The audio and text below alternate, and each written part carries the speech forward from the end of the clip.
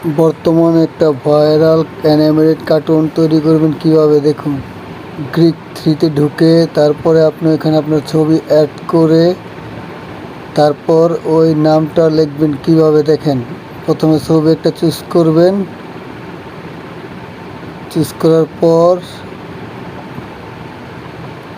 আস্তে আস্তে এরপর আপনি যেভাবে ছবিটা বানাবেন তার জন্য একটু ওটা লিখবেন কনভার্ট ইনটু অফ টিবিল, এটা লিখলেই হবে। এটা দেওয়ার পর একটু লোডিং নিবে, আগে দেখেন কিভাবে লিখতে হয়। তারপর